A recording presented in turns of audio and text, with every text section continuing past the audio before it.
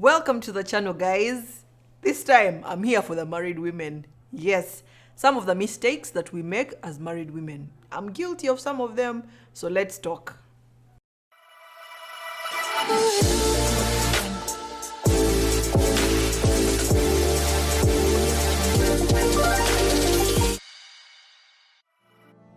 The first mistake we make as married women, ladies, disrespecting your husband.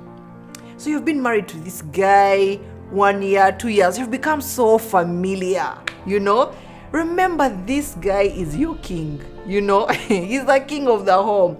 So your husband tells you to do something or he's calling you out and you're like, you don't want to know. You're shouting back at him. I've seen women who shout at their husbands. Some even hit, by the way. We're all about domestic violence and we think it's only the men. Some women actually beating their husbands. That has to stop. This guy is your head. Yeah, he is the king and God has put him there for a reason. Respect, show him honor. There's a story in Esther, the book of Esther. I was blown away when I read this story. There was a king. You just go and read the book of Esther. And had a queen called Vashti. And the king called her out. He wanted to show her off. The chick jam. She refused.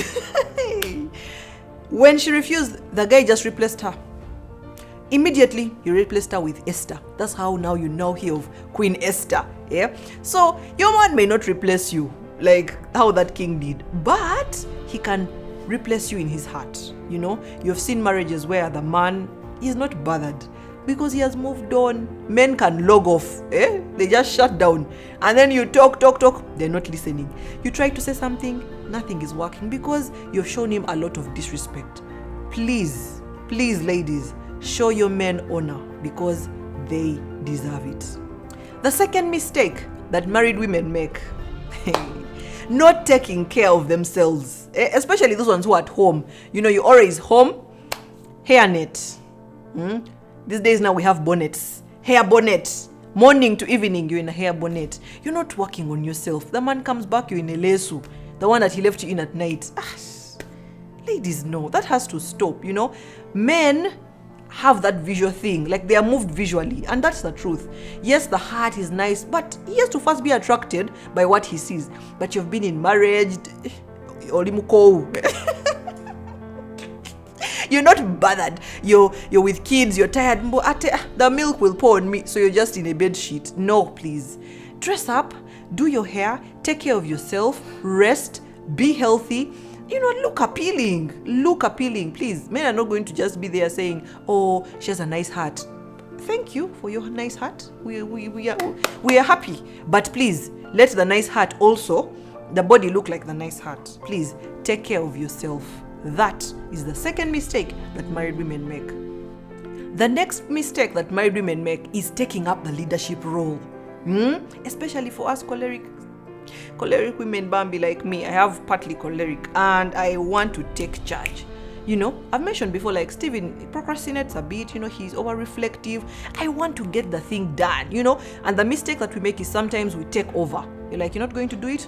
I will do it. So you do it 1, 2, 3 times. The guy, he lays back. He's like, auntie, now every time for you the one doing it. No, please. No, don't leave him to take charge. He will make some mistakes. That's okay. He will learn from them. After 4, 5 mistakes, he will start asking you for some, guidance and things like that.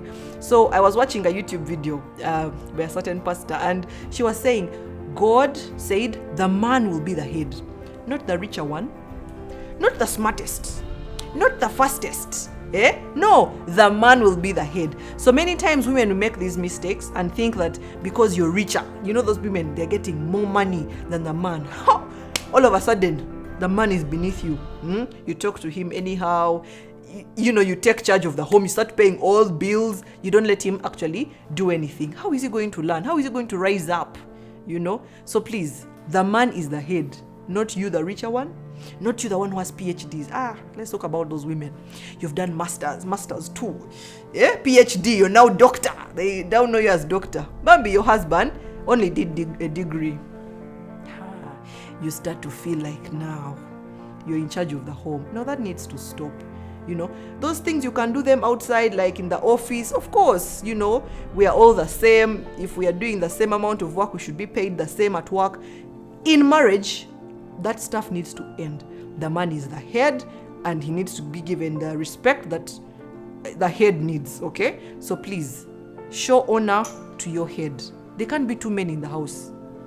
It's either the man or nothing. So please, let the man take charge. That is the other mistake that you're making as a married woman. Light bulb moments, Lisa. Did you know that your toothbrush is home to over 10 million bacteria? Some of you, 1 year, same toothbrush. It's no longer home. Obey a village. Obey a country. Maybe a continent. Change Konamwe. Change your toothbrush today. The next mistake that you guys are making. Married women, please, this needs to stop. Complaining, nagging, day one, day two nagging. We need to stop that. So instead of complaining, can you turn it into prayer? You know, go and pray about those things. You know, because men are not going to be moved by your nagging. You nag him 1 time, 2 times, he's not listening, you know. Just go to God, the one who has his heart, you know. I want to read to you a verse. Let me just read it. Proverbs 21 verse 1 says, "The king's heart is in the hand of the Lord. As the rivers of the water, he turneth it wherever he desires." Now, if you know you can't do anything, why don't you just take it up to the Lord who has your husband's heart in his hands, you know? So instead of nagging and complaining, pray about it. And then there are women, you tell them pray for your husbands and they say, "For him, is he praying for me?" I just want to finish someone who says those things. What do you care if he's praying for you or not? For you, do your role. Pray for him. I like the book, The Power of a Praying Wife by Stormy Omaritan. I think that's her name. It gives you guidance. You pray for his health. You pray for his friends. It gives you some sort of guidance to pray for your husband. So whether he's praying for you or not, it's your role as a wife to pray for him. And even when he sees that you're praying for him, he's seeing the work of God in his life, he starts to emulate that as well. And he will also pray for the family.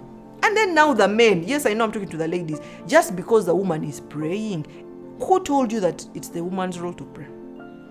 Men have that challenge. You just sit back. Prayer, the woman has got this. No, pray for your wives as well. So, but me, I'm talking about the women now. Please pray for your husband, because sometimes, a lot is going on in the family. Don't just sit back. You need to start praying. So stop nagging. Just take it to the one who has his heart in his hands. That, you'll see, will make changes in your marriage for the better. Trust me on that.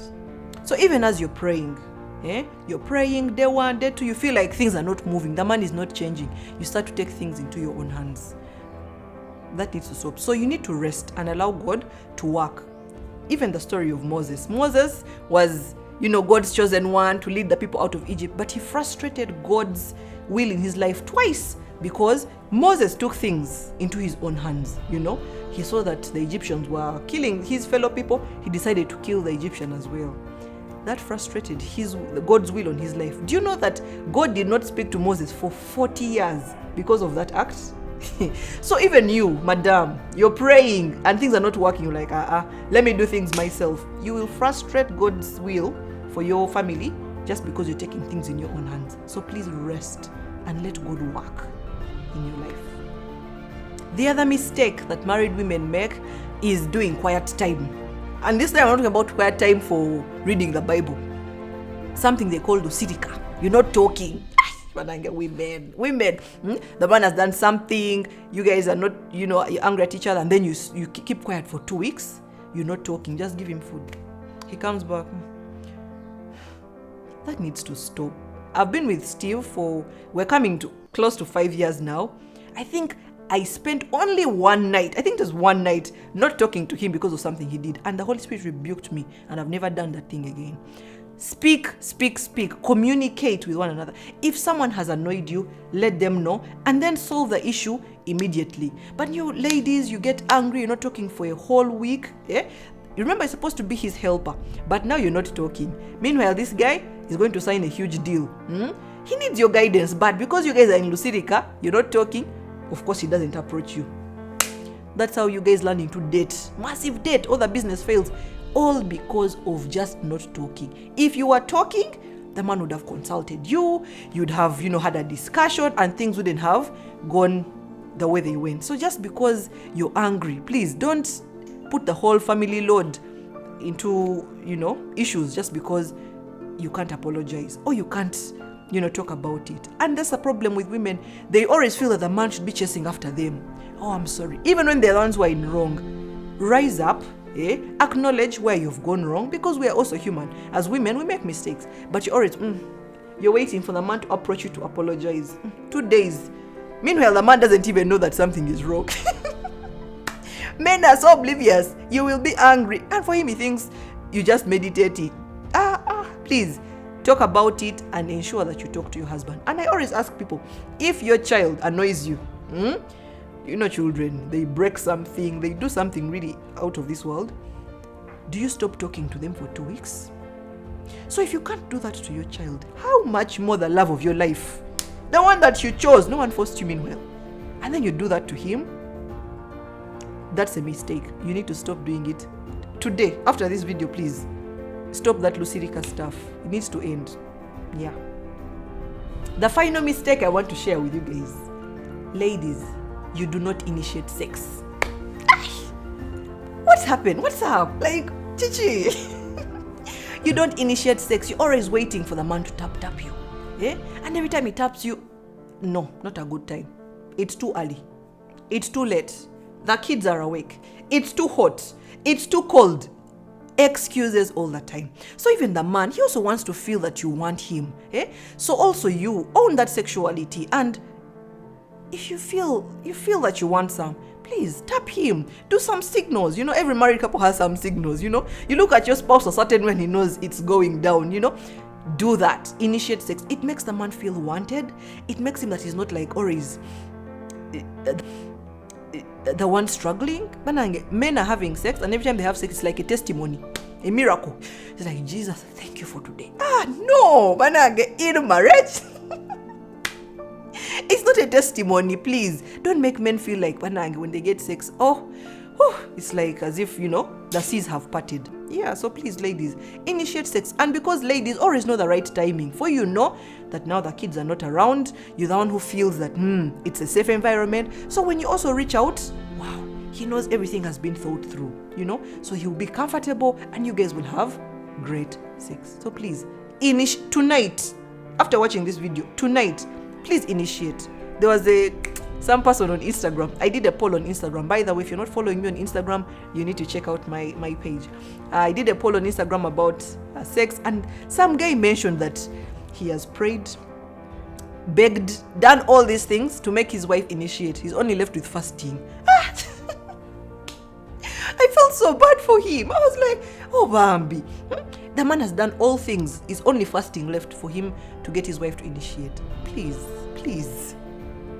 Stop it. I'm shouting at it. Now that you've watched this video, I'm setting you guys up on a challenge. I want you guys to do these 3 things to make things better. 1, tonight, initiate sex. Yes. 2, break the ice. Just, do this challenge and say, if anything happens, I'm not breaking the ice first. This time it's me. 3, can you go on your knees now and pray for your husband? Now, just end this and pray for your husband. Those 3 things, I want you guys to do that challenge with me. Let me know in the comment section if you're going to do this challenge with us. My name is Lisa Kusima, always here to inspire.